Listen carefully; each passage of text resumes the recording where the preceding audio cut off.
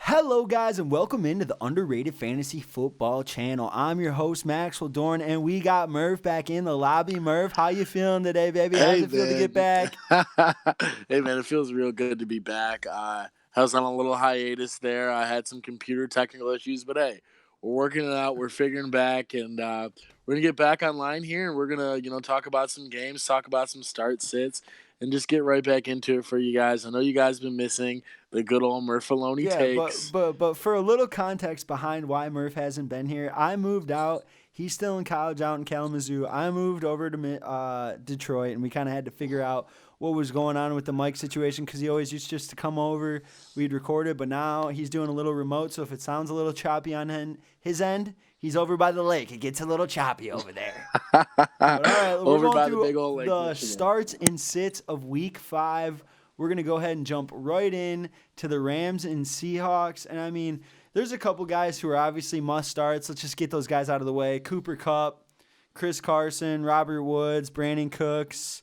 I'm starting them all. How about and probably Tyler Lockett too, huh? He's a lock. Tyler Lock. It is a lock. Yeah, let's lock him in. I mean, you look at both teams. When you look at the Rams, obviously you saw them score 54 points last week, or get scored 54 points on them last week, and they scored 40. So you're going to be looking at another possible shootout here. The Seahawks defense isn't what it used to be. There's no Legion of Boom over there. It's just not the case. Another guy on the Seahawks that could be interesting this week is DK Metcalf. Like I mentioned, Rams gave up 54 points to the Buccaneers last week. No, I don't expect the Seahawks to score 50 points, but I do expect them to put some on the board. And I think DK Metcalf could have a good week against a Rams secondary that frankly they don't look very good at all. Yeah, DK can make a contribution for sure. What about Rashard Penny? So you're starting DK Metcalf. You're locking him in this week. I mean, I'm not. Are you flexing? It depends on what DK situation Metcalf? you're That's in. the question. Yes, I'm flexing DK Metcalf. Yes. So you think he's gonna get over 10 points? I think he will have 10 or more. Yeah. Okay. Yeah. I mean, he has to be beneficial. Last year we saw with these Thursday night games. The Thursday night games last year were hot, man. They were coming in, lots of points like being scored so far this year. The first 3 games were slow until that Packers-Eagles game. I don't really want to talk about the game itself, but man, it was a good one because it was a high-scoring affair. Great for fantasy owners. We saw Devontae Adams come out and perform. So hopefully in that game, in the Rams and Seahawks game, hopefully we can see a good performance. Over/under at 49.5. Seahawks are favored by 1.5. We'll just throw it on this right here too. What about Jared Goff? Are you starting Jared Goff or Russell Wilson? How are you feeling about those guys this week? I feel great about them this week. We didn't really touch on the quarterbacks. Kind of a position where when you're thinking of big play fantasy guys, you're not automatically thinking right to the quarterback. But I think Jared Goff and Russell Wilson have a lot of value this week. I think they're both QB1s this week, both top 12 plays. Top 12, all right. I think they're both top 12 plays. Put that on the board. When you look at Jared Goff, last week he had the 3 interceptions. I know they ended up losing the game, but he still had, I think it was 500 yards passing last week. So you're looking at a guy who obviously is in an offense where they like to spread the ball around. They like to put it in the air, and I think Goff will benefit from that again this week.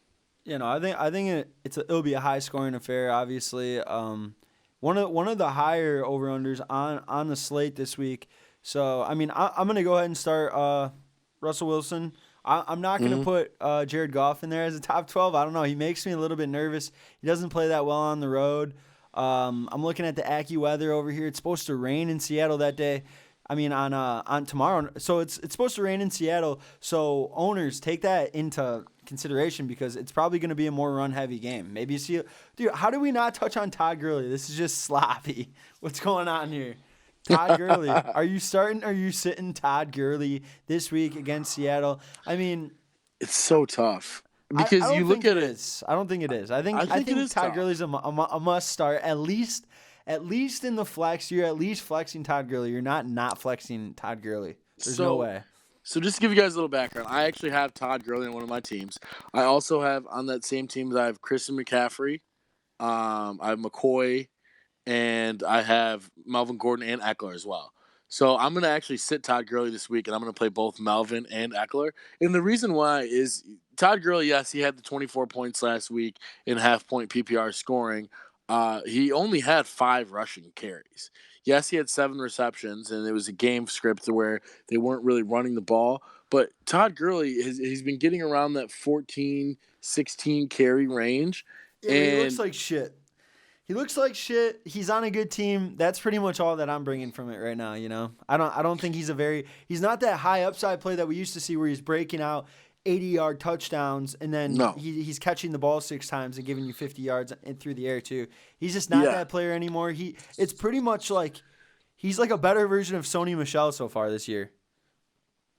No, I agree because they get about the same amount of touches. Right. It's just that I think their offense is a little bit more prolific than the Patriots' offense has been through 4 games. Right. I mean, Sony can't finish. I mean, but Todd Gurley, I trust Todd Gurley obviously a lot more. But so I'm starting Todd Gurley this week. So you starting him or sitting him? Let's go. Let's keep it moving. 6 minutes on this one. If you don't have any other top RB, 1s or 2s, then yes, you're starting him. I'm saying. So you're starting him over David Montgomery. You got to start or sit David Montgomery or Todd Gurley. Who you starting or sitting? Against Oakland, I'll take David Montgomery. I'm putting Todd Gurley. He's a top 24 play this week from the running back position. All right. He's not an RB1. All right. Yeah. No. I mean, he's a flex play, so he'll be in there. He's a start. All right, now, so diving into the next game on the slate, and that is the Battle of the Butt with the Cardinals and the Bengals. It's supposed to be raining in Ohio as well on Sunday, so take that into account. Fantasy football owners, usually when there's a little bit of rain, teams tend to run a little bit more. Sure. I'm running both these running backs. Obviously, Mixon, as bad as he's been, I'm still starting him. David Johnson, I'm still starting him as well. Christian Kirk a little banged up. I don't know if he's going to play. Andy Isabella might get a little PT. I'm not starting Andy Isabella this week. Larry Fitz, do you think Larry Fitz gets a bump if Christian Kirk's out of there? I think he gets a huge bump. I just as a pure volume play, I think that Larry Fitzgerald's going to have some value this week. Either way, whether Christian Kirk plays or not, I think that they're going to put some points up this game. It's a battle of the butt. I think hopefully, some of these offenses will be able to get going against, obviously they both don't have very good defenses. So maybe, how shitty the Bengals offenses looked the last couple of weeks. Maybe they can get going against a Cardinals secondary that's banged up. I mean, Zach Taylor was supposed to come in there and make this offense dynamic. We haven't seen that at all. We've actually seen them. They've definitely been better than they have been, though. Like, they've taken a step forward as far as, like, moving the ball. I think Andy Dalton is second in pass attempts and second in yardage. Yeah, but this is all garbage time, and they're 0-4. Yeah, I mean, they're terrible because their defense is terrible. Their offensive line is terrible. I mean, offensive line's horrible. I think Andy Dalton is like a streamer for me this week. He could be a top 12 play. Same with Kyler Murray. I think Kyler Murray has a good week this week in Cincinnati if the weather holds up and it's not too shitty. The Rams are going to be going up from LA to Seattle. It's going to be like 50 degrees and rainy, and that's going to be a fucking brawl. Yeah, but they got a little bit better weather in Cincinnati on Sunday, 74 degrees and some rain. So, like I said, I expect it to be a little more run. I'm starting Kyler Murray if I have him. If I gotta run a flyer this week, I'm okay starting Andy Dalton at QB. Yeah. Wide receiver wise, I like Larry Fitz. Obviously, I think he takes a big bump if Christian Kirk isn't in there. And then if we go over to the other side of the ball for the Bengals, I think Tyler Eifert's a great play this week if you need a streamer tight end. Because the Cardinals are the worst team in the league against tight ends. And Tyler Eifert, I mean, if he's on the field, he's usually pretty talented. But I think he's splitting time with whatever his name is, Uzama. CJ Uzama. I look at the Bengals right now, and their receiving core is so banged up. So John Ross has just hit the IR. Got that news today or yesterday. And then you look at AJ Green; he's also out. He will not be playing this week. So you got to look for guys. Someone has to catch the ball. AJ Green's ruled out to the bye, I believe. Exactly. So you're someone's gonna have to catch the ball these next couple weeks. So a really flyer that I like. It's really not even a flyer. I think a guy who, if he's on your waiver wire right now, you go get him is Auden Tate. You ought to go get the guy. Yeah, he's He's a good one. like you said, he's 6'5", big receiver. We kind of talked about it before we got on here today. That someone's gonna have to catch the ball for the Bengals. You look at a big receiver like Tate. You look at a guy like Eifert. They're going to be behind a lot. Someone's got to catch it. For a pure just volume perspective, these are the type of guys I like. I'm not saying he's going to go off and go for 25 points, but I do think he's got a relatively high floor just because, the ball's got to go somewhere. Right. All right, well, moving on, we're going to go over to the Bills and the Titans, looking like a little thunderstorm action over there. But the Bills probably, maybe, I don't know, rolling out Franklin Gore again this week. Is there anyone on the Bills that you are primed on starting? Hey, it's Franklin. I like Frank Gore. I don't know how good their offense is going to be because I know they're going to be without Josh Allen as well. Yeah, he's in concussion protocol. Yeah, that means Matt the Stark Barkley is going to have to. I thought that guy was doing TV nowadays. That's usually where those USC guys end up. They're usually the co-host. Give him a couple more years. Right. He'll be there. That's where he will be there. Yeah, if Orlovsky got a job, anybody can get a job, man. If you're a QB. I'm gonna be fading most of the Bills. The Bills receivers, obviously. I'm fading them with Barkley. John Brown fading him with Barkley in there. I think it's gonna be probably a defensive showdown here. Frank Gore is Frank Gore. I'm not starting anyone on the Bills side. Maybe if Frank Gore in like a panic flex spot, but I think that game at Nashville for Tennessee, I think it's gonna be a pretty low scoring game, and it's gonna be just kind of back and forth. Frank Gore will probably end up with like 15 for like 68 or something, something like that. What about on the Titan side? How do you feel about? Is there any guys that you are must starts for you this week on the Titan side? I think Derrick Henry's a must start. Yeah, Derrick Henry's a must start. You never know when he's gonna break one. They like to give him the ball, especially when they're ahead. Is Luan back this week? You're going to see a heavy dose of Derrick Henry. I'm not 100% sure on Luan. I think it might have been – was it 4 games? So he could be back this week. It was either 4 or 6 games. I can't remember. I'll look it up right now. See where it is. But looking at a guy like Henry, regardless of whether Luan's in, he's going to get the volume. He's going to, be a main part of that offense. Yeah, he is. Everyone else, I will be fading. I don't want any part of Corey Davis. I know he had the good game. I know he's a Western Michigan guy. I love him, but I'm fading him this week. He's just not consistent. Maybe a little stash play on Corey Davis. I saw you pick him up on the waivers in one of our leagues. It's not a bad put away. Like maybe if him and Mariota finally get it together. A lot of people were picking up AJ Brown off the waivers. I'm not that hype on him because, like a lot of other analysts have been saying, it's going to be so much boom or bust where like he gives you 0 1 week, and I just don't think it's worth it. Maybe a stash away, but they just don't throw the ball a lot in Nashville. He's not going to have the volume at all. Their number one receiver is Corey Davis. Yeah. So if you're going to start a receiver, it should be Corey Davis. I know AJ Brown's had a couple big games.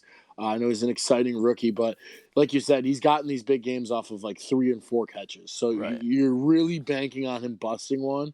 And if you're banking on the Tennessee Titans to make big plays, good luck to you. Right.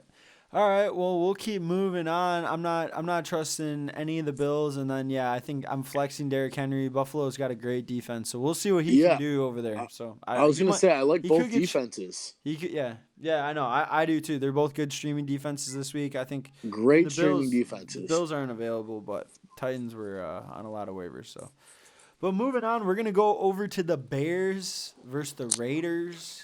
The Bears. Man, the Bears. We'll start over on the Bears side. Who are guys that you are starting this week? Are you starting? I've seen a lot of analysts say that they feel comfortable streaming Chase Daniels this week. How do you feel about that? I don't feel any type of way about that. I think if you're streaming Chase Daniel, why aren't you streaming Jacoby Brissett against Kansas City? There's better options out there than Chase Daniel. I'm I don't packing think my that bags and leaving if I see Chase Daniels in a lineup. It's disgusting. I I don't see any reason to start Chase Daniel. I think they're going to actually kind of tone down all the crazy action. They do a lot of motion, a lot of they try to hit big plays. We haven't seen them hit many big plays this year, unfortunately. You think For they're gonna try to Mitch, grind this one out? oh yeah, they're gonna 100% try to grind this win out and game the Oakland Raiders. Yeah. There's no sense in trying to go up and down the field with the Raiders because the Raiders we saw last week they can't go up and down the field quickly. So who are you starting Uh, on the Bears side? David Montgomery and David Montgomery only. Yeah. I like Montgomery this week. I think that they're gonna, like I said, hone in the offense. They're gonna go back to kind of what You they know did with that Jordan game's in Howard for a London? little bit. I do. It's going to be early 9:30 a.m. or at 10 a.m. Ooh. 10 says a.m. in 1. London. It says 1 1 here. p. It says 1 Really? p.m. here. Are they really Yeah. playing? They usually play those games a little bit I mean, earlier. it wouldn't be it wouldn't be the worst thing to play it at like 8 in London, you know? Yeah, no, I guess not. I for whatever reason I thought they usually do those games Yeah, no, they do. earlier. That's weird. Maybe they got it messed up. So only David Montgomery. I'm gonna agree with you. I'll flex David Montgomery this week.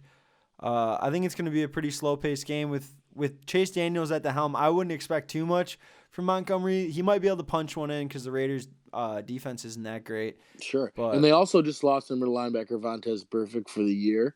yeah, So I 'cause think running the ball is going to be the best way to attack that defense. I know they have Gary Conley on the outside playing corner for the Raiders. So, Allen Robinson's going to have a tough matchup there. But I do like them running the ball so quite a no bit this week. Allen Robinson this week. I would sit Allen Robinson this week, yes. With Chase Daniel at the helm. Yeah, I don't trust Daniel Dumps. But what about the Raiders? How you feeling about them? Who do you like over there? I have a couple of Raiders on one of my fantasy leagues that I play with you, actually. And Tyrell Williams and Darren Waller. I've started them every week since week 1 here, and I'm 3-1. And so Waller's unreal. these guys have been really playing well. Waller is. Waller gets all the volume. I mean, I'm officially never drafting a tight end ever again because all these tight ends coming out of nowhere like Will Dissly and this guy Darren Waller. It's like, geez, yeah. man. None of these guys were scouted all off season. Yeah, he's great. He gets the volume. Go I mean, what was it? Was it 15 catches the other week? Yeah, he had like 18 targets one game. It's ridiculous. Yeah. And then you look at on the outside, you have Tyrell Williams, and I know he's not getting the volume you would like, but I do think this week against a Bears team, I know they have a great defense, but it's one of those things where I do think it'll be a grinded out from the Bears aspect. They're going to be trying to run it down Oakland's throat, but Oakland saw how they were successful last week. They saw how to win, and how they win. They have to throw the ball and get ahead early. So I think they're going to be trying to do that, and they're going to be trying to do it with Tyrell Williams. And frankly, those are the only two guys that Derek Carr seems to want to look at right now. I mean, yeah, he'll dump one off to Renfro here and then, but I do like. Obviously, I love Darren Waller this week, and I like Tyrell Williams as well if he plays. I know he has a minor foot issue right now. Listed as questionable on ESPN, so obviously monitor that. But if he does play, I think he's a start. He's had a touchdown in every game so far. Yeah. No, I agree. I'm starting Jacobs, Waller, and Tyrell this week. Oh, how could I forget about Jacobs? Yeah, you got to start Jacobs. If you have him, you got to start him. Yeah, those guys are all starts. I mean, it's going to be a tough week versus the Bears for all those guys. I think it could all be low production weeks, but I think you got to just continue to ride with them. One of those three will definitely end up in the end zone. Heading over to a little bit more high-scoring affair, more than likely, the Buccaneers versus Saints in the Mercedes-Benz Superdome. Jameis Winston, Chris Godwin, Mike Evans, and then you got Ronald Jones. Are you starting all four of those guys, or who do you like? Who don't you like? What are you thinking? Peyton Barber, what's going on? Cameron Brate, O.J. Howard? I mean, that offense looked absolutely unreal last week. I mean, they were clicking on all cylinders. Ronald Jones had a good game. Mike Evans has a good game. Chris Godwin has a great game. So those are guys that O.J. Howard, I mean, he's been very disappointing, but, he had a couple couple catches. He had 3 catches for like 45 yards or something. That's pretty good for his standards this year. You know, he's been such a disappointment, man. I was so hype on him. I'm sad. Oh, I was too. We were both. I think a lot of people were really expecting a lot more from him. And, the Yeah. showing that we've seen so far has been very disappointing. But I do think he's a guy that you keep on your bench. Do not drop him. Keep him on your bench and see if him and Jameis Winston can kind of get this chemistry back and see if they can get on the right track. But as far as Evans and Godwin go, must starts against New Orleans. There's no question about it. I think those two guys have proven to you that, when Jameis Winston's throwing the ball, he's looking for them. So you're starting OJ or no? No, I'm gonna fade OJ this week until I see it. I can't continue to start. What about Ronald Jones? Are you liking Ronald Jones? I'm sitting Ronald Jones as well. I mean, I know he had a good game. He got in the end zone. But against New Orleans, I mean, it's a much improved defense. What about Winston? Are you starting Winston? Jones if you got Winston on your roster, you're starting Winston this week against the Saints. Yes, Winston's a top 12 pick.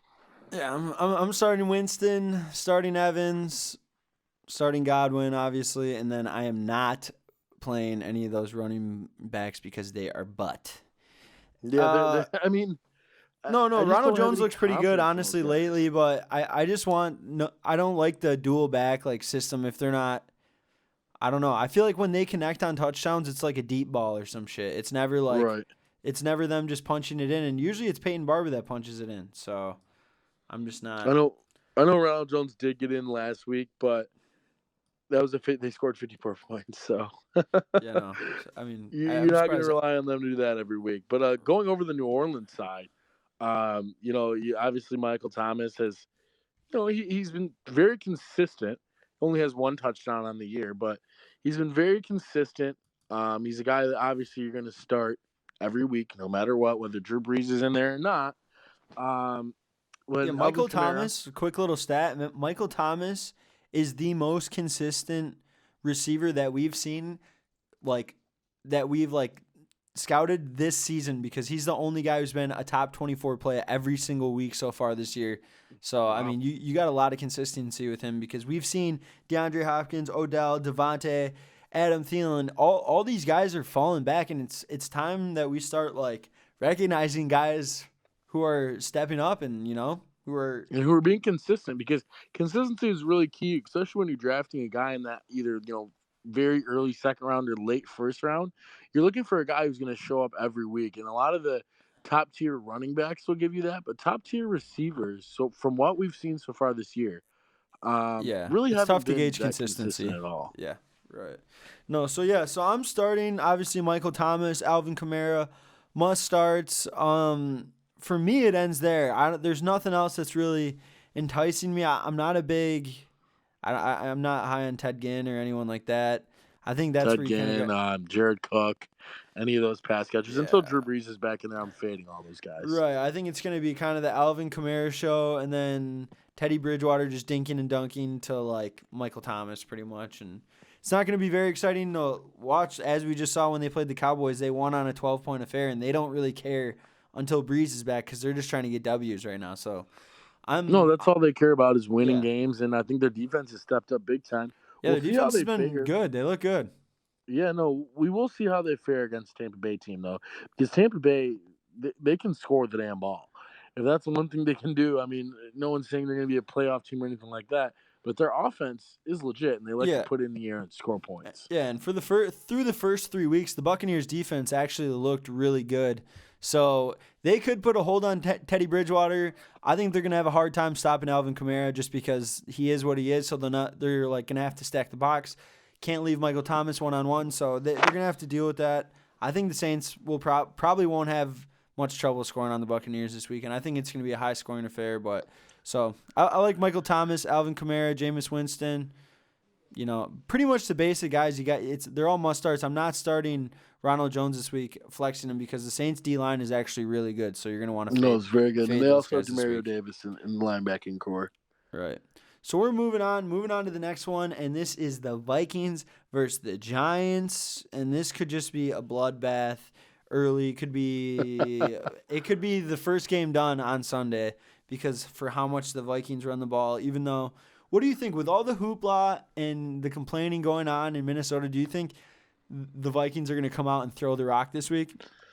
I mean, I still, you're not sitting Adam Thielen. I know he's had a couple of rough games, but you're not going to sit him now, especially for where you drafted the guy at. You invested this much in him. You'd hate to see yourself pull back now from Adam Thielen. Right. I mean, the only thing that scares me about that is that we just saw him, like, his true floor. Like, he only had 2 points last week. Then Diggs goes off. I just don't think there's, like, consistency. I think they're going to always have to be trying to, like, play the balance of trying to keep those guys happy because they don't truly want to freaking, like, throw the ball a lot. Well, when you look at it, it seems like, it varies on who's the number one week to week. Like last week, it was clear that Stephon Diggs was the number one. And in weeks prior to that, Adam Thielen was the number one. So they're kind of – there's only really room for one guy to eat if they keep playing this style of play. If they keep pounding the ball like they seem to plan on doing and paying Kirk Cousins all this money to hand the ball off, there's really only room for one wideout to go off. Yeah, Kirk Cousins only has 3 TDs so far this year. 734 yards. Where in comparison to a guy like Carson Wentz, Kirk Cousins has 735 yards and 3 TDs, and Carson Wentz has 963 yards and 9 touchdowns. Lamar Jackson has 10 touchdowns, 1,100 yards passing. Like, that's a comparison. 400-yard difference, an entire game almost. Their percentage is all the way down. They're running the most out of any team in the NFL. I wouldn't want to play receiver on that team. But let's get into the starts and sits. Dalvin Cook obviously must start. Kirk Cousins, I think he might be a decent streamer this week. I think with all the hoop and like holler around the Vikings, I think like the owner, whoever, the manager, someone's going to say, we got to pass the ball more. I mean, the NFL in reality, when it comes down to it in the end, it's a business. So they got to make the fans happy. They got to make people happy. So I think it's a good opportunity. I think it's a good opportunity this week. I'm not necessarily I'm not ready to jump on Kirk Cousins and say that I'm a streamer. I think there are better options out there. We were talking about Chase Daniel. Yeah, I think he's a better option than Chase Daniel. But Daniel. Oh God, I'm not. I don't get how the head like the reviewer guys are fucking saying start Chase Daniel. It's disgusting. It's like that's when people are just thinking too much. Yeah, starting a bad quarterback on a team that hasn't even been able to produce with their number one. Doesn't make much sense to me. That sounds like a recipe for fucking disaster. Yep. Going back to the Vikings real quick. How I'm looking at it is, I'm not ready to jump on the Kirk Cousins train yet, but I do. I mean, as shitty as it sounds, I'm starting. If I have one of these receivers, if I have Diggs, I have to start him. If I have Thielen, I have to start him. Just because Diggs, you saw what he did last week. He had a pretty good week. He had he looked good. I mean, yeah, against the Giants, I'm starting both these guys. I'm starting Kirk Cousins, I'm starting Dalvin Cook. But, like, this is a comparison. I heard this in a podcast I was listening to earlier. C.J. Ham has more targets than Kyle Rudolph. And they just paid Kyle Rudolph like a 5-year deal. And he has less targets than the fullback. They got to figure it out over there. They got to throw the rock. But like I said, I'm starting those 3 guys on that side. Moving over to the Giants. How you feeling over there with the Giants? Do you like Wayne Gallman this week coming in to Oh no, it's in New York. I apologize. In New York against the Vikings, it was a great defense. Tough. But after last week, you got to have a little bit of confidence in him. And in PPR leagues, you got to love him just because I think he's going to get the volume catching the ball out of the backfield, especially for a young quarterback like Daniel Jones, who's going to be going up against a pretty good secondary here, probably the best one he's seen. So you're definitely going to want to be dumping the ball off a little bit. I like Wayne Gallman this week. I think he's a solid flex playing half point and full point. I think he can even be upgraded to an RB2 and full point. I mean, I will say that Kirk Cousins, with all this animosity going around, he does not do well under pressure in crunch time. Like, I could just see him. The Vikings, like, notoriously lose. Like, remember last year? What was it? The Giants that they lost to? They lost to like a game where it was the biggest spread in football history. It was like a 17-point spread or something on the money line. The biggest like and they choked it and they lost because Kirk Cousins just had a terrible game. Like if that happens, I just don't know if he can handle the pressure going over there. And I think it might turn out better for these Giants. I'm liking a lot of Giants this week. I'm liking Wayne Gallman. I'm liking Evan Ingram. Wayne Gallman. I'm liking Sterling Shepard. But then Golden Tate? No, Golden Tate, you gotta wait. You've heard a lot about it. Yeah, we don't know where he's playing. We don't know if he's going to the outside. People just assume that they're gonna slide Sterling Shepard to the outside, but he's been a slot receiver his entire career. That's where he does his most damage. So it'd make the most sense to put Shepard outside because it's like he's still a younger guy, and that's pretty much what they develop him to be, is the outside guy, and Golden Tate's the veteran. I think if Golden Tate gets the slot work, I think he'll be a great PPR play, like 10 to 14 every single week in the flex, and that'll be nice. Because I think he'll be plug and play every week. You don't got to worry about him. But I'm not starting him this week, no. But watch him come out. I got to wait and see. Watch him come out, and, like, a lot of times guys, right when they come out, they do their thing, It's very true, but I'm still just with the wait and see approach right now with Golden Tate. Yeah, I mean, Pat Shurmur is going against his former team, the Vikings, where he was the offensive coordinator a few years back. Now he's head coach of the Giants. I do think he's going to try to open it up, show what he can do, and see what Daniel Jones can do against a viable defense. Yeah, luckily it's at home. I'm obviously fading Daniel Jones this week against the Vikings defense, but guys like Sterling Shepard, Wayne Gallman, Evan Ingram, I like them this week. I think if you have them on your team, you're starting them. Yeah, I think Daniel Jones throws a lot of dink and dunk passes. That's why we've seen Sterling Shepard getting the really good volume. Evan Ingram's just been an absolute monster so far this year. I mean, he might be in that big three now. The only main guy, like you said, I'm fading Danny Dimes this week, but I don't know. Gallman, it's going to be hit or miss with Gallman. He's either going to come through for 14 or he's going to end up with 6 or something, like terrible. Yeah, no, like they could just completely shut him down. But I think with his work in the pass catching game, it's going to be hard for him to end up under like 8 points. So if you need a flex, you can flex Gallman. I don't like Danny Dimes this week. Ingram, Shepard, just because due to the work, if they do fall behind in Minnesota, they're going to have to throw a lot. I think those guys are viable plays this week. Evan Ingram, obviously one of the best tight ends in fantasy so far. Let's keep it pumping. Let's keep it jumping. We're going over to the Eagles versus the Jets. How you feeling about these Eagles guys? Are you a Jordan Howard believer now after last week's performance against the Packers? Well, I'll tell you one thing. Against the goddamn Jets, I am. The Jets are a mess. Disaster. The Jets are an absolute mess. I know they're coming off the bye. We'll see what they look like. But I like Jordan Howard this week just because I think that Philadelphia is going to be ahead. I think they're going to be running the ball.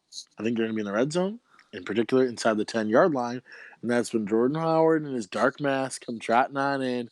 They give him the rock and he punches it in. I mean, let's face the facts. Jordan Howard isn't a great 3-down back. But Jordan Howard inside the 20, inside the 10-yard line, and Jordan Howard late in the game, he's a force. You do not want to see that guy coming at you. That's a big, big man. And he gets in the end zone, and he's proved he can do so over in Philadelphia. So you're starting him this week? 100%. All right. And Carson Wentz, obviously you got to start him against the Jets. One guy that I think is going to come out and finally perform for some fantasy football owners is Zachary Ertz. He's been quiet this year, not even a touchdown on the season, 24 receptions, 255 yards. It's been nothing but average for Zach Ertz. I think this could be his coming out game. Finally back in Philly. Beautiful weather coming in to Philadelphia, 76.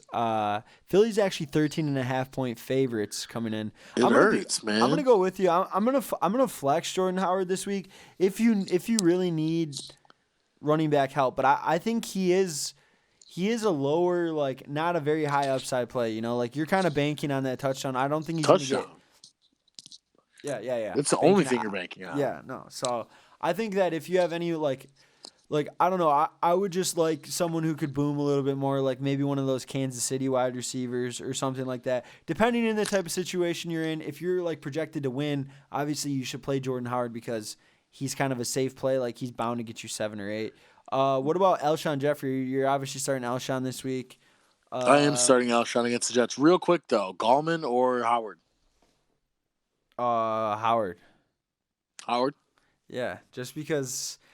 I mean, and I'm playing Howard this week in one of my more important leagues, and I'm not that happy about it. But the Jets are just bad. Like I think the Eagles will be able to move the ball, and last week I think Howard's going to turn into that goal line back over there. Like, I mean, Peterman does it every year. We saw it with J.J. I think we could see a similar role with Jordan Howard, but Jordan Howard's a lot better than J.J. So, no, he is. And he's a legit goal line threat. I mean, every time they get down there, he's going to be the one getting the ball. Yeah. So what about the Jets? You got anyone you're starting over there besides Le'Veon Bell? Obviously, you got to start him. Yeah. No, I think Robbie Anderson maybe could be a guy that you could stash coming up.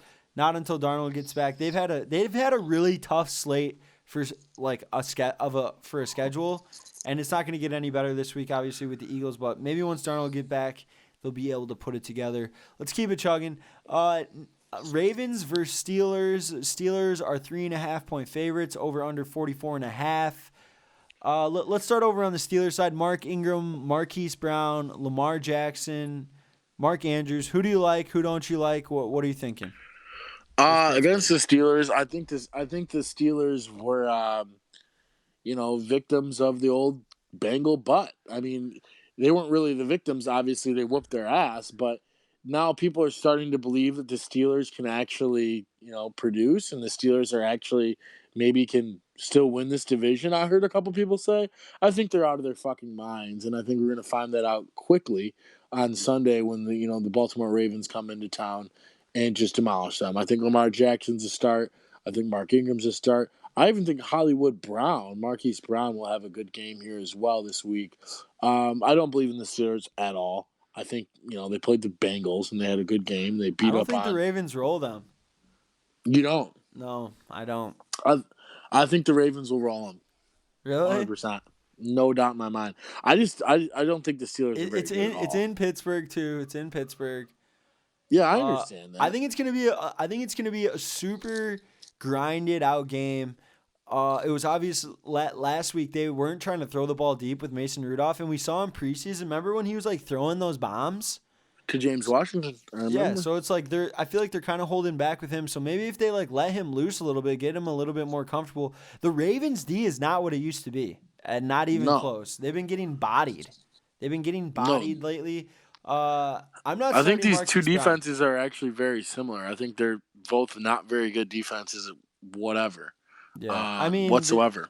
I think the Steelers' defense is a little bit underrated, honestly. T.J. Watt, Minkah Fitzpatrick, Joe Hayden, they got some weapons over there. I mean, I think you're falling victim to this Monday night madness. No, I think their defense, especially their run D is good. And that's like really what needs to be done against the Ravens. You got to shut down the run. If they force Lamar Jackson to throw a lot in this game, the Ravens have not played anyone who has had a great secondary. So, I mean, I don't know. This secondary I don't think the Steelers have a great secondary. Yeah, I don't think they have a great. Like, I'm not saying it's great, but Minkah Fitzpatrick and Joe Hayden isn't a bad thing. That's all I'm saying. So I think the Ravens have dropped. Yeah, the Ravens have dropped 2 straight. I think they're going to come out and win big. I think that Mark Ingram is going to have a fantastic game. I know you said you're sitting Marquise Brown. Yeah, I'm sitting Marquise Brown. I'm starting Mark Ingram, obviously.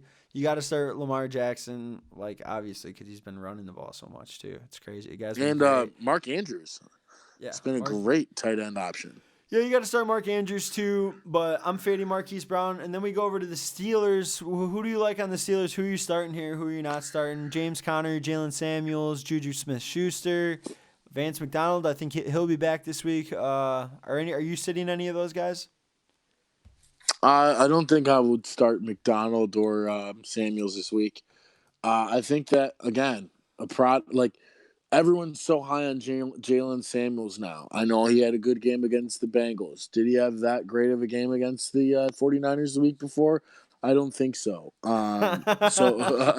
So let's just relax on Jalen Samuels. I don't even think he got a carry. No, but I think it is going to turn into the committee approach there, though. I really do. Like Jalen Samuels and James Conner both had the same amount of touches this past week, and it's been the best look that they've had all season. Jalen Samuels was doing those little touch passes or whatever, and he actually gets the pass yards, however far it goes, which is that's a nice little additive. I don't know if they're gonna end up changing that, but I think Jalen Samuels is a buy low candidate for me right now. I think he looked pretty good. I think it's going to turn into a split backfield over there, and they're going to take some work off Conner because Conner has looked like shit, and I think maybe taking some of this off him, I'm a sell now guy on Conner. That's where I'm at. I'm a sell on all Steelers. I don't want any of the Steelers at all. No, I think their new look offense isn't going to be the offense where you see James Conner and Juju Smith-Schuster do what they did last year at all. So I agree that if you have James Conner, it's a great time to sell now. I just don't think the Steelers are that good. I think they're maybe a 5-win team this year. And so that being said, I just don't see the fantasy value. I don't think they're going to be scoring a ton of points. So who are you starting? Who are you sitting? Okay, I'm going to go ahead. I'm starting James Conner.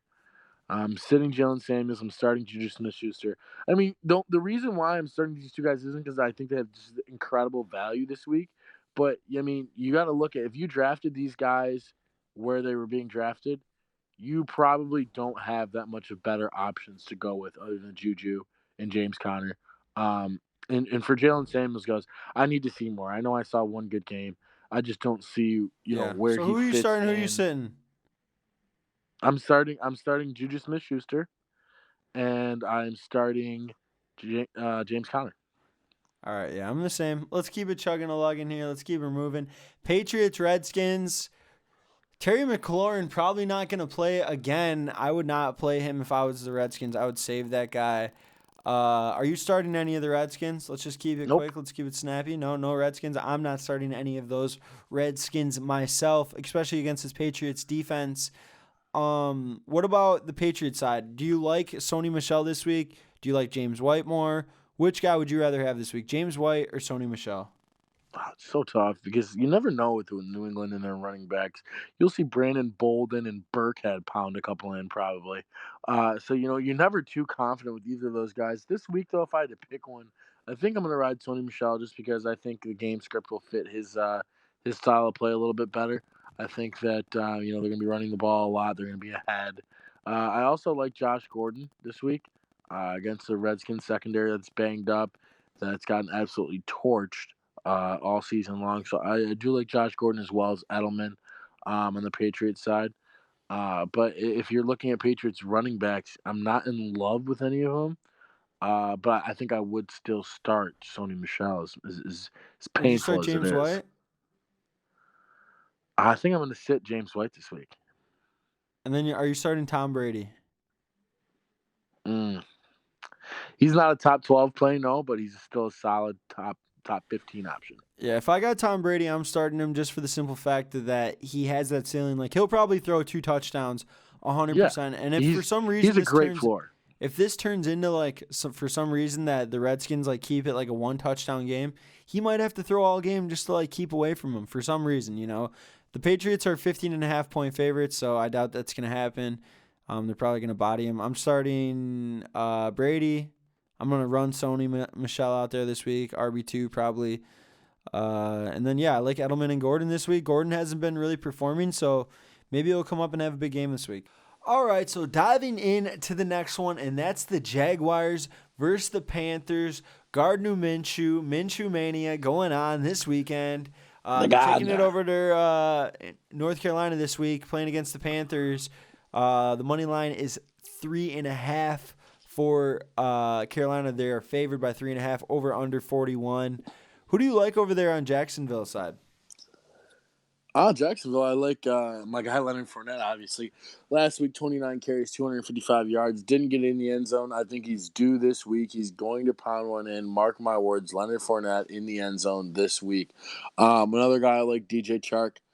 He's the number 1 option for Gardner Minshew. Gardner Minshew has an offense that's relatively simple right now. It consists of handing the ball to Leonard Fournette and kind of looking at that first or second options and getting the ball out of his hands quickly. And I think DJ Chark's a big part of what they're trying to build over there in Jacksonville. So I do like DJ Chark this week against Carolina. The rest of the offense for Jacksonville, I should say, I will be fading. D.D. Westbrook was a guy I was really high on with Foles, not so much with Mr. Minshew, as well as you got guys like O'Shaughnessy and Yeah. Armstrong. Some We're guys. not talking about them. Who are you starting? Who are you sitting? Are you starting DJ Shark? Yeah, I'm starting. I'm going to start DJ Chark, and I'm obviously starting Leonard Fournette. And you know what? Maybe in some DFS, I'll throw in O'Shaughnessy. Yeah, maybe. Yeah, no, that's so nice. The one thing I will say is Panthers defense has been pretty good this year. They're leading the NFL with 18 sacks. So their defense has been kind of underrated. They're the 4th ranked fantasy football defense in fantasy right now. They've kind of been underrated. They had 15 last week. I think they had 15 this week. So they've been playing really well, sacking the QB a lot. Who do you like over? I'm with you. I'm starting Leonard Fournette, and I would flex Chark if I had to. I'm not rolling with Minshew. I'm kind of excited to see how he plays on the road, but Chark just for the touchdown upside, I would play him just because he'll probably find the end zone. I think last week he had another one called back, so he would have had a touchdown in every single game this season. So, but what about the Panthers? Obviously starting Christian McCaffrey. What about DJ Moore, Curtis Samuel, Greg Olsen? These are kind of tougher starter sits. Yeah, God, it's so tough, but regardless of whether Ramsey's out, they still have a shutdown corner over there in AJ Bouye, who's a very underrated corner, who's great. I don't like the idea of the Panthers receivers without Cam, especially DJ Moore. I know DJ Moore, he was getting a lot more target share with Cam. I can't remember the exact numbers on that, but his target share has significantly decreased with Allen in there. So you got to look at DJ Moore and probably think about fading him as well. He hasn't had really a good game with Allen at the helm so far. Looks like Curtis Samuel is his main option, but still, just not really a lot of value for the Panthers pass catchers. I'm sitting all of them. Greg Olsen might be a guy. He could be a top 12 play this week. Again, Jacksonville's defense still is no slouch. So you got to look at that. And, obviously you're starting McCaffrey. But other than that, I'm probably going to be fading the Panthers. Yeah, I think the Jaguars are going to be a tough feat for Kyle Allen. A lot tougher than people are estimating to think. Carolina the favorite. I mean, if I had some money to bet on the Jaguars, I would take the Jaguars in this one. I think they could start really getting rolling, especially seeing Fournette coming to fruition last week. Yeah, I'm starting Christian McCaffrey. If I am in a dire situation for a wide receiver for my flex and I have Curtis Samuel, I'll probably play him because we've seen a little rapport with him and Allen. I think, like you said, he's his favorite, so I'd maybe start Allen in the flex. Moving on, we're going to jump over to the Falcons versus the Texans. Two teams that had very high expectations. Yeah, expectations for the season, and they both kind of fell flat. This game's in Houston. It's going to be 92 up in that bitch. 49 degrees. 49 is the over-under of that game, so one of the higher games on the slate. And Houston's favored by 5.5. What do you think about the running backs on the Texans side in this one? Carlos Hyde and Duke Johnson. Who are you starting out of those? Are you starting either of those guys this week? Oh, so 49 over-under. That's got to be optimistic for the Texans running backs. And against an Atlanta defense that's just completely looked like shit. Frankly, I think Carlos Hyde will get in the end zone this week. And I think Duke Johnson still has PPR value. I mean, in PPR, I like Duke Johnson. In half-point or standard, I like Carlos Hyde. What if I told you Carlos Hyde has more rushing yards than Austin Eckler? I'd believe you. Yeah. Dude, he's looked great. He just hasn't – how many touchdowns does he have? One? Yeah, he's got one on the season. One touchdown, yeah.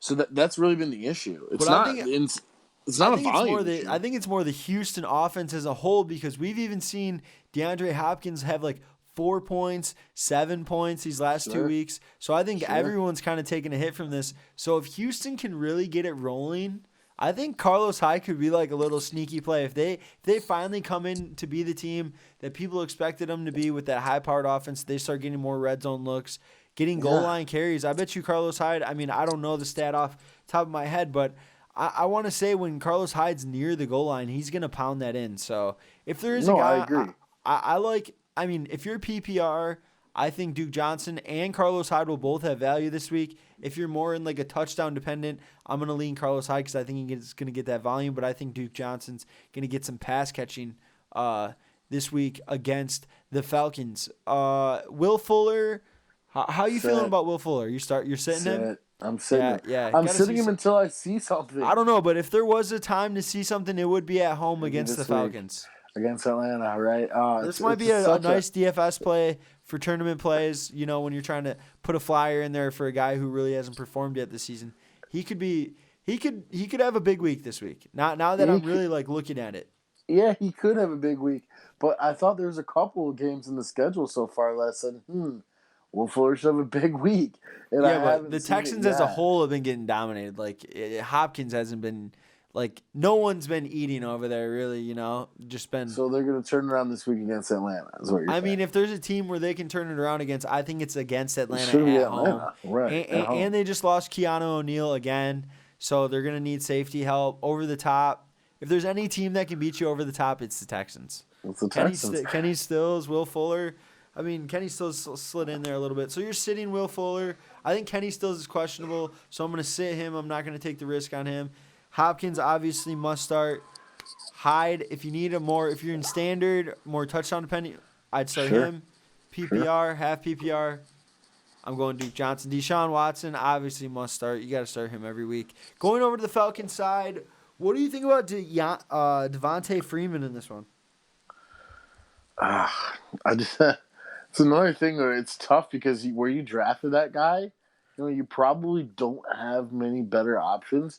If you do have better options, I would probably sit him down. I mean, the interior of the Texans' defensive line is still pretty good. You saw J.J. Watt over there. So the way I'm looking at it is I do think they'll get up and down the field quite a bit in this game. And the Falcons' offense has actually looked the worst it has in years lately. I think they'll get it back on track a little bit. Julio Jones looks like the best he has in a lot. For touchdown sides, though. He's got 4 TDs through 4 weeks. I mean, that's always been his issue, too. All that's great, but as far as the rest of the offense, look at Calvin Ridley. He's been struggling the last 2 games. Yeah, it's Derek Cutter, I think. I don't think it's I think all those guys are extremely talented.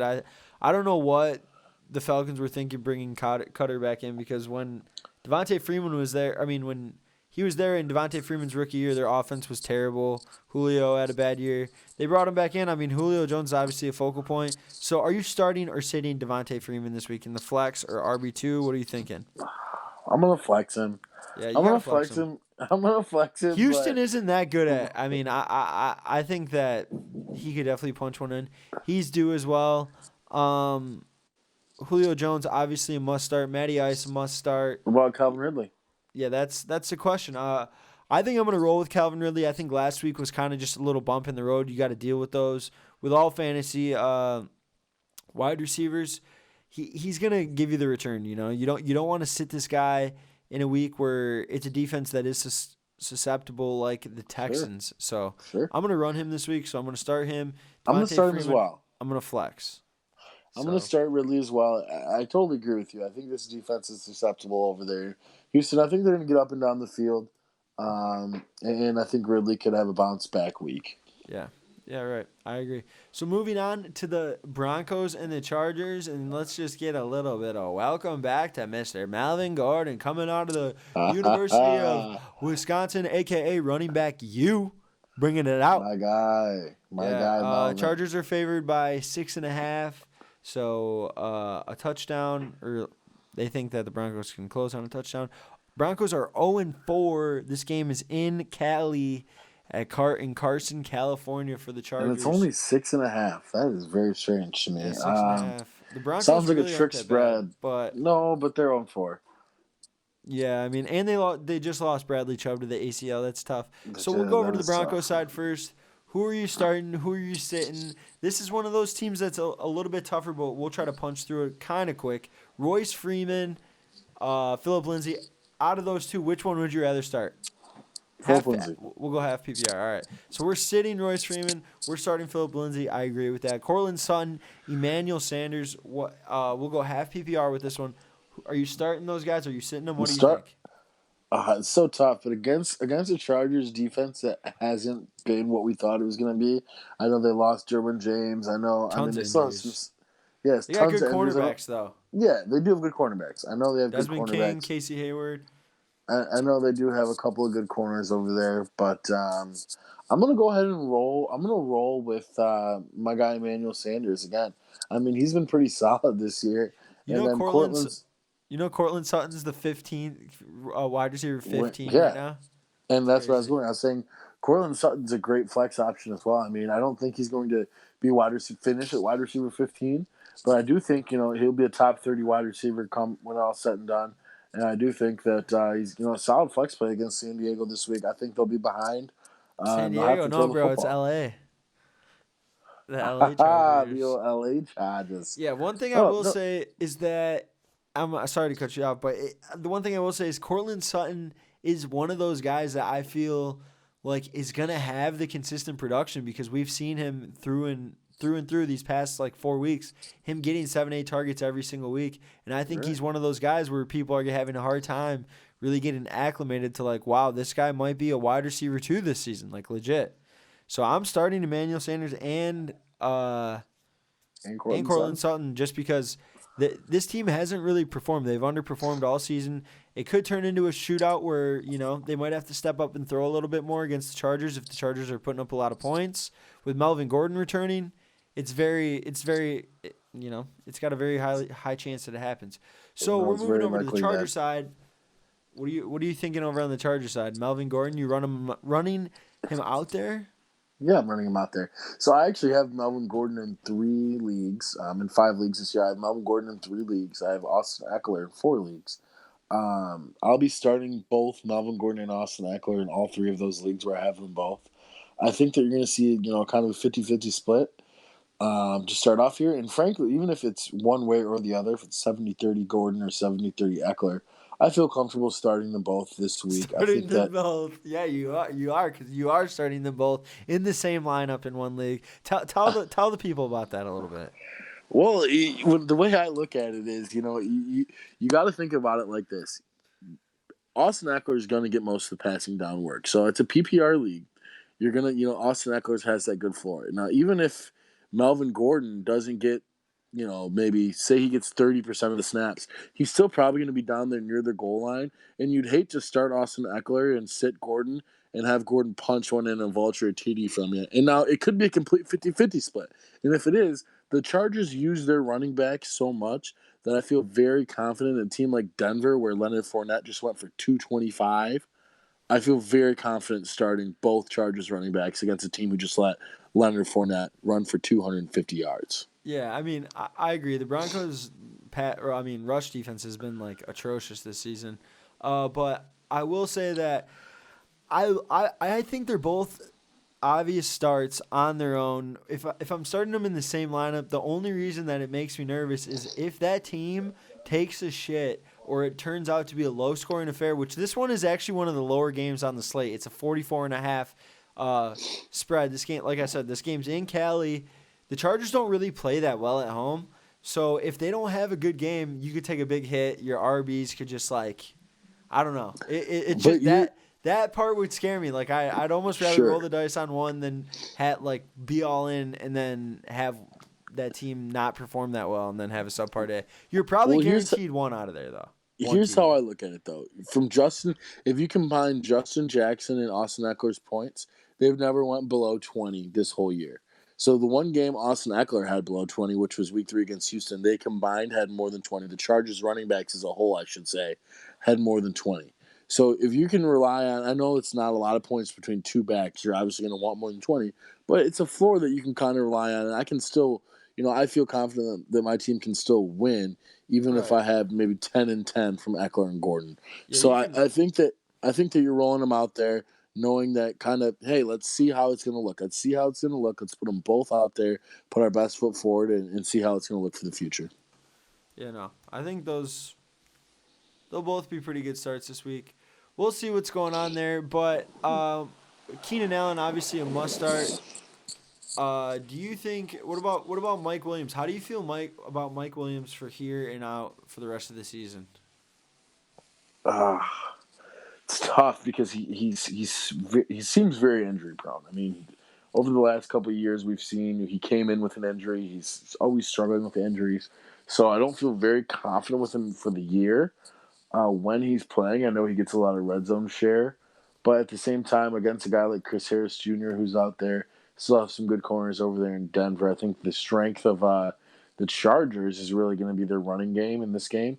I think that they're going to want to lean on Gordon and lean on Eckler a lot, for my sake at least, and really you hope so. really feed the running backs. But I really do see that as the game script, and I see Keenan Allen obviously getting his work. He's been phenomenal this season, but I would fade Mike Williams this week. Yeah, I'm fading him as well. Starting Keenan Allen, starting both those running backs, solo dolo, not together. Murph is starting them together. He thinks they're both a lock, so it probably will pay off. Those guys are both good backs. We're going to keep it chugging, and we're going to keep it moving. Heading over to the Packers versus the Cowboys. Dallas favored by 3.5. I think Devontae Adams being absent has to have something to do with that because I think these boys may be a little overrated. I think you're right. I think you are completely right about them being overrated. But hey, we're here on the Underrated Fantasy Football Podcast, and let's just be honest: the Dallas Cowboys have some fantasy stars. Yeah, I mean, Ezekiel Elliott, Amari Cooper, and Dak Prescott, all must-starts, 100%. Michael Gallup could be coming back this week. I don't think you necessarily throw him out there quite yet, but I don't think he gets back out there. I don't think they rush him out there. They might sit him another week, but either way, he's a guy that you probably want to be grabbing back up now. If whoever let him go, let him on the waivers. I would definitely look to your waiver wire. Talking about your life. He's talking about his life. Drops him, picks him up. A week later, let him go a couple weeks ago, and picks him back up now. Let him grow and let their ripped tendons grow and get him back. So we'll go over to the Cowboys first. Obviously, you're starting Zeke. How do you feel about Dak this week? I love Dak this week. I mean, what's going on over there? We got a lot of movement. It's hard to hear. I love Dak this week. Sorry about that. I was just repositioning myself. When I hear Prescott, I get a little bit excited because he's my starting fantasy quarterback in a couple of leagues. But you love him this week, huh? I love him this week. I mean, when they're coming back off of a bad game, going back home against the Packers. Terrible game. Terrible. Looked absolutely awful. But they're coming back home against the Packers, and I think they're going to have to score to beat the Packers. This secondary against the Packers is pretty tough, though. They held Carson Wentz and company to he threw 3 touchdowns, but it was more of the special teams. They gave up that big return, turnover in the red zone, so you kind of just had to chip him. He only threw for 176 yards. I understand that, but Trubisky not do nothing. I also think that Kirk Cousins did nothing. I also think that Dak Prescott is going to be able to lean on his running game a lot more than any of those quarterbacks were able to, and I think it's going to open stuff up in the play action and the RPOs. I just think that it's going to be an offensive game here. I know these are 2 good defenses, but I do think these quarterbacks and a lot of star power on offense is going to really show out, and I think we're going to see an entertaining game. I think we're going to see an over 50. I think more than 50 points will be scored in this game. And I think you're going to see all these fantasy relevant guys really, show up and show who they are. Yeah, I think as a Packer fan, I know how they get taken advantage of, and it's through the run game. I could see Ezekiel Elliott having a huge game. I think he's a great DFS play this week. Dak Prescott, another guy, I think he could just have a good performance because I think he'll be able to scoot a lot. The Packers always get beat up by these guys who can move with their feet and can throw the ball, so I think he'll probably have some work on the ground. I think he'll have a little bit of trouble moving the ball through the air. It's not going to be as easy as some people think. But that's where his floor comes, is through the ground. It's from the ground. Yeah, I wouldn't be surprised if he had 50 rushing yards this game just because the secondary is going to be locking it up. And, the pass rush just kind of hurt right now for the Pack. So, I mean, Dak Prescott's a start for me. I think it's got to be the game of the week. 100%. It doesn't get. It's America. It's America's game of the week. Yeah. It's the Cowboys. It's the Packers. So I'm obviously running Zeke. I'm going to start Dak this week if I got him. So and that's about it over there. Jason Witten, obviously a low end if you need a low end play that's going to get you like 7 or 8 points, that's what he is. He's not going to have these huge games. Maybe 13 is his ceiling. I That's don't think that's a I don't ceiling think right he'll there. ever go over 13. So obviously a low floor play. If you're good in every position, which you should be if you don't have a tight end. So I mean maybe on that end. But let's go over to the Packers. Who do you like on the Packers? Do you like Aaron Jones this week? Yeah, I mean, I like Aaron Jones this week. I mean, I like how they're using him. I know they're not giving him like a ton of carries, but now that Jamal Williams is out, I think his volume is going to go up because it seemed like they were using Jamal Williams a lot at the beginning of the season, and now it seems like they're going to have to lean on Aaron Jones a little bit more. And also in the red zone, he's getting those red zone touches, so you really like the chance of Aaron Jones getting in the end zone. And you know, he's definitely a start. As much as I hate to say it, I think the Packers will actually win this game on the road, and I think they'll be ahead. And it's going to force the Packers to run the ball if they want to hold on to this game. Right. Yeah. No, I agree. I think they're gonna have to run the rock a little bit. I think one guy who's gonna have to show out like he's never shown out before, and that's Mr. AR. He's gonna have to cock and load it and let it loose. Number 12 is going to have to show up on Sunday if they want to win this game 100% Sure. with Devontae Adams out. But the one thing I will say, like I said, I'm a Packer fan, but I will say Rodgers, he heats up in progression. He goes game by game, It's never just like he doesn't ever come out red hot right when the season starts. Remember when he was telling everyone to relax? Relax, He doesn't play any preseason, so I think it takes him a little bit to get like acclimated, familiar with his guys, who he likes, how it's like branching out this year. So I think he's comfortable. I think he's going to have a big game this season. What about the pass catchers for the Packers? What do you think? So are we going to see Devontae Adams this week? I know you're our Packers insider. Do we have any chance of seeing Devontae Adams this week? Nah, I think that people are kind of hinting that maybe we could see him, but I think it's highly doubtful that we see him. I don't think he's going to end up playing this week. I hope How they long do don't. you think he's out for? I mean, if you think about it, if they wait till next week, they got Detroit on Monday night, so that's like a total of like 15 days he gets to rest it. So I would sit him this week and then bring him back against Detroit. Then we go on the bye, So maybe he can kind of get out there against Detroit and kind of test it out. It's Monday night in Lambeau, so familiar grass. You might as well just the wait till turf. bye, if you ask me. Yeah, I mean, I'm not against it. Like, I'm really not. Just get him right. You know what I'm saying? Sure. He's going to be someone you need the whole season. Right, but this is a game we could really use him. But so we got to look at these other pass catchers. So who do you like? Do you like Marvis Valdez-Scantling or do you like Geronimo Allison coming in? Which one would you rather have? This week, I'd rather have Valdez-Scantling. I do think that if Devontae Adams is out, I like them both. I like them both as flex plays if Devontae Adams is out because I think one of them is going to have a good game. I couldn't tell you definitively it's going to be Valdez-Scantling, and this is why, because it seems like 1 week it's Scantling, 1 week it's Geronimo Allison.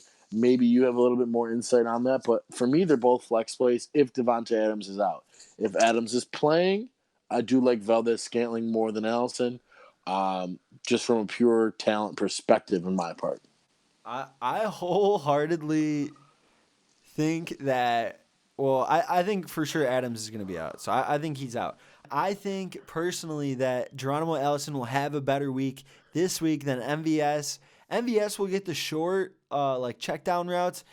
I'm thinking Geronimo is going to go over the top. I really do. I think he's going to go over the top, snag one. Really? Yeah, Rodgers is a guy who doesn't pass to people if he's not familiar with you. Like, he needs some type of familiarity. He needs to trust you. Geronimo Allison has been on the team the longest out of any guy on the field right now, and I think he's going to benefit from that more than a lot of people think. See, I'm of the thought that I think that Rodgers and Valdez-Scantling have built a pretty good rapport so far this season, and I think that Marquez Valdez-Scantling is the better play this week. I'm not saying I would sit Geronimo Allison. I would put them both in the flex. If I had each of them, I'm not going to start them both if I have them both on my team, but I'd feel comfortable with either of them in the flex if Devontae Adams is out. Yeah, no, I'm flexing them both. Yeah, I agree. I just think I have a feeling with my gut that I think Geronimo Allison is going to have a better week this week. Last week against Philly, we saw him get in the end zone. It was a great catch. He was just a big body. He's just a big body guy. He's a big body receiver. So is Valdez-Scantling. So I think they're both the old great. cheese whiz get into your head, my guy. Yeah, I think they're both gonna be good flex plays this week. I bet you they both get in. Like you said, Oh Jesus! if the Packers win this week, and you're saying they're gonna put up over 50, Valdez Scantling and Geronimo are gonna have good games. Are gonna have good games. Yeah, I feel very comfortable. And with both and of another them guy who I think could as have a my good flex. game that's going a little bit slept on is Jimmy Graham. I think he's a great little flyer this week if you need a tight end, because if Devontae Adams is out, which he's gonna be, like I said, he's going to be looking for familiar faces, and Jimmy Graham could actually start getting a lot more of that short yardage work where, you know, Valdez Scantling could be going in the mid, Geronimo Allison a little bit deep, Valdez Scantling a little bit deep, and we just beat the Cowboys and get out of there. So I love Jimmy Graham as a flyer. Yeah, no, he's a good flyer this week. So we're getting into the somewhat. I mean, these are pretty exciting games. The 8:20 game in Kansas City. I'm sure that stadium's going to be rocking. Patrick Mahomes and the Chiefs taking on the Colts. Kansas City favored by 11, over under 56 points. Wow. The most points projected this weekend, and by no surprise, it's coming with the Kansas City Chiefs. Who do you like on the Kansas City side? The backfield is a mess. Who are you starting? Who are you sitting? God. The wide receivers are pretty spotty too. Who are you starting? Who are you sitting? Sorry, we'll start with the wide receivers here. Mecole Hardman and Demarcus Robinson. What do you think? You're starting Demarcus? Sit and start in that order. Yeah, I'm gonna sit Mecole. I know he had the quiet week last week, but let's be honest, he was playing one of the best teams in the NFL in the Detroit Lions. So you can't really blame him for that. But I do think that Demarcus Robinson is the number one guy over there in Kansas City, and I'd feel definitely very comfortable starting Demarcus Robinson even as a wide receiver too. As far as Mecole Hardman goes, if you want to take a shot in the dark for a boomer or bust flex guy, be my guest. It's not something that I would necessarily feel comfortable doing if I'm, playing a serious league where I want wins, because he could really give you a donut. And then, you're looking around thinking, wow, I could have found someone with a little bit higher floor, because he has absolutely no floor. Yeah, he has no floor. But his ceiling is very high. So it's just a boomer bust, typical classic boomer bust play. If you're feeling risky, you want to go out there and throw him out there, be my guest. But when you look at the rest of the pass catchers at Kansas City, other than Travis Kelce, obviously a must start. There's no one else that really jumps out to your eye on the Kansas City offense besides the backs. Yeah, no, I agree. I'm a Demarcus Robinson believer as well. He actually led the Chiefs in targets last week, which is actually pretty impressive. Sammy Watkins was on the field as well. Tyreek Hill due to be back pretty soon, so once he comes back, we'll see how that affects Demarcus Robinson's value. But we'll move over to the Colts. What do you think about Marlon Mack this week? I think he's due to have a pretty good game. This Chiefs defense is not very good. We just saw Kerryon Johnson run all over them. I'm starting Marlon Mack. I think he's going to have a great bounce-back game against the Kansas City Chiefs. Really their offense is based around Marlon Mack right now. Without Andrew Luck, T.Y. Hilton's a little banged up right now. So when you're looking at, running backs for, the Indianapolis Colts, those are, Hines obviously in passing situations is going to be the one in there. But Marlon Mack, for the most part, that the offense is based around him. Yeah, Marlon Mack might not go. So if he doesn't go, I'm going to roll with Nyheim Hines. I think he could be pretty valuable this week. As far as 100%. As far as the pass catchers go, T.Y. Hilton, if he can't go, who do you like over there? Are you a Zach Pascal believer, or would you rather start a guy like Ebron or Jack Doyle or someone like that? Who do you believe in any of those pass catchers, or are you sitting? I don't Paris believe Campbell? in any of them. If I were to take a random flyer, I would actually take it on Paris Campbell, not Zach Pascal. Yeah. No, I agree. But those are all flyers. I mean, and I'm not Jacoby them Brissett, if I have a better waiver option. wire flyer. If you wanna run a QB this week, he's had multiple touchdowns in every single game this season.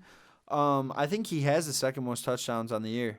So he's a nice little flyer play if you need a QB fill in this week. Obviously, the highest over-under with 56, so he's obviously going to have to pass. Going to be losing to the Chiefs more than likely. We'll see, though. I mean, they're sticking around with the freaking Lions, so they could be due for an L.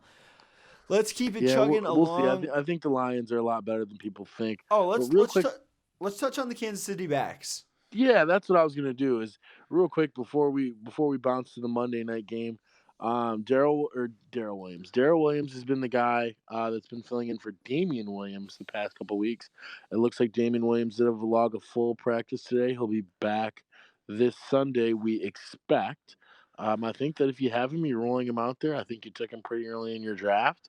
And I think you're saying, hey, you know what, Damian, it's time to see what you can do. And so hopefully, we'll roll him out there. And if for all the other Damian Williams owners out there, I'll be praying with you because I have him as well, and we'll kind of see what happens. But if you do have him, you're going to start him. You don't know what to expect. We could see a three-headed monster here with Daryl Williams, Damian Williams, and LaShawn McCoy. I would be pissed.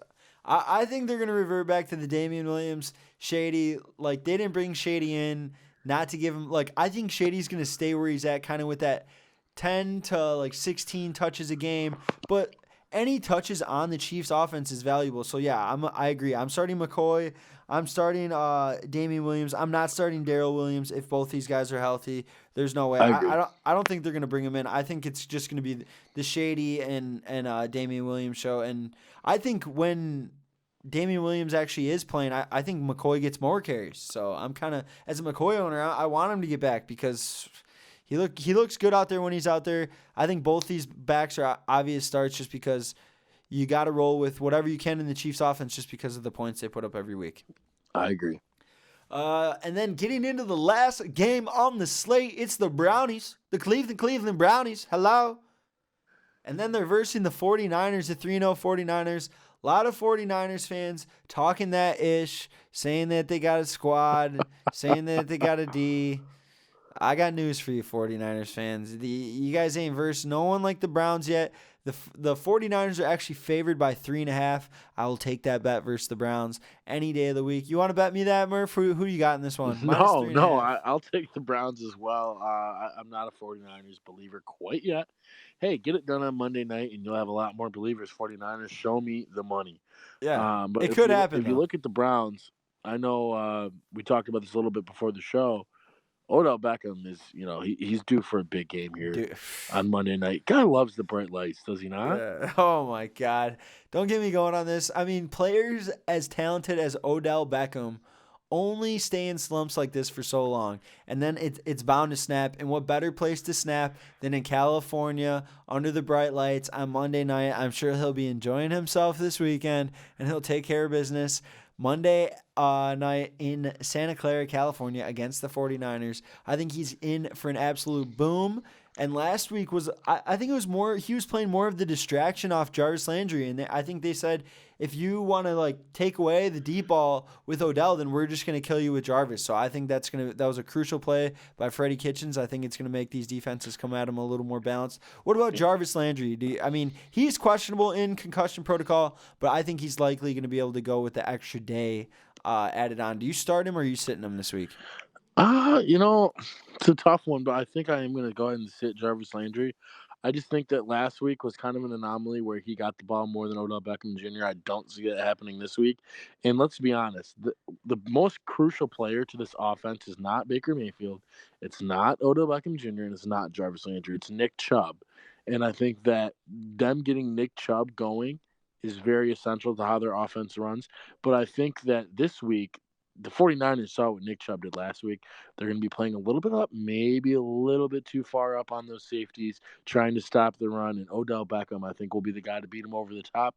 As Jarvis Landry is more of an underneath type of guy, I think, the Cleveland Browns game plan is going to be more ground and pound and then stretch it over the top with Odell.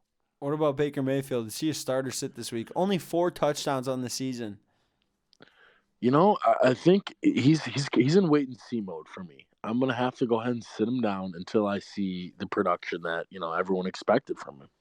Yeah, I'm gonna sit Landry this week if I have a better option. He's a low end flex play for me. Probably get you 9 to 11 points. Nothing that exciting. Pretty low ceiling. Even though last week we saw him go off, I think he's gonna come back to reality this week. Odell, I think, will be in the more favorable matchup if they pair him up. If they put Richard Sherman on him, one-on-one and now over-the-top coverage, Odell will Odell will tear Richard Sherman up. I don't care. That would be an ugly sight for Mr. Richard. He's too fast. He's too fast for him.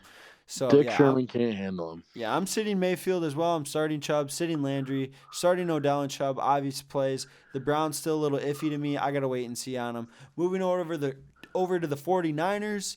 Jimmy G, how you feeling about Jimmy G? Is he moving towards fantasy relevancy or not yet? He's moving towards it, but I know a guy by the name of Myles Garrett on that defense who's going to be breathing down his neck all night. That's not something I would like for my starting fantasy quarterback. He's probably going to fumble the ball from sack fumble from Myles Garrett, who's one of the best defensive players that we have in our league now. I just look at it from a perspective of I don't believe in the 49ers quite yet. I've seen them against the Bengals. So who are you starting on for the pass catchers? Who are some starts for you? Obviously, you got to start George Kittle. This could be a big week for him. He could come out with a big bang here on Monday night. Time for him to get going. Yeah, I think he could go off. What about these other pass catchers? Deebo Samuel, Dante Pettis. You like any of those guys? I like Deebo Samuel the best out of all of them, but he's a low on flex play. He's a guy that if you don't have any better options, like for example, we were just talking about Jarvis Landry. I'm obviously starting Jarvis Landry over Deebo Samuel, and I said I would sit Landry. So if you see what I'm saying here, I'm saying if you don't have any other options, sure, go ahead and throw out Deebo Samuel as kind of a flyer, but Pettis, I'm okay on. I'd much rather start a guy like Jarvis Landry over pretty much all those pass catchers other than George Kittle. Yeah, I agree. I'm not starting any of the pass catchers on the 49ers. I still got to see someone come up and really take over the lead role over there. And take over the lead role, exactly. Right. What about this backfield? This backfield is somewhat of a mess with it's muddled. Breida, Mozart, I think Tevin Coleman's about to come back. Might be back. Who's the other guy that keeps he punched in like 2 touchdowns? Jeff Wilson Jr. Jeff Wilson, God, man. That guy I remember I played him a week last week and he actually scored. So I mean, if it's me, I'm gonna lead with Matt Breida. I'm not really a fan of that backfield just because it is so muddled. I really haven't watched much 49ers football this season to really distinctly tell you which one of these guys I really like. From what I've heard, Mozart sounds like he's putting up the best production, but with Tevin Coleman looming to come back, I think it'll probably be Breida and Coleman really leading the backfield over there. But as far as it sits right now, better options, I'm definitely steering clear of everyone in this backfield, at least for this week. I'm not saying the whole. Yeah, because they all could have like 7, and that would be a good running back performance from a team. But the fact that it's so distributed around, it's just everyone has a role. So I'm steering clear of that backfield. I don't really like anyone on the 49ers besides George Kittle this week. So, but other than that, the Lions and the Dolphins on a bye this week, so no matchup guarantees against the Dolphins. No way for the Lions to lose this week. Right, so they're going to be sitting on the sideline. But that's all we got for y'all this week. It's great to be back at Underrated Studios, baby. We're back. We're live. We're coming back at you. We finally got the setup all figured out, so we're going to start punching out these videos. Thanks for listening. If you listened all the way to the end here, hit that like button. Go and subscribe if you would, please. And thank you. We'll see you guys on the next one. Thanks again. Take care. Peace out, boys. Mock team motherfucking drop. Even though it's not mock season, start mocking for next season. Let's get it. Peace.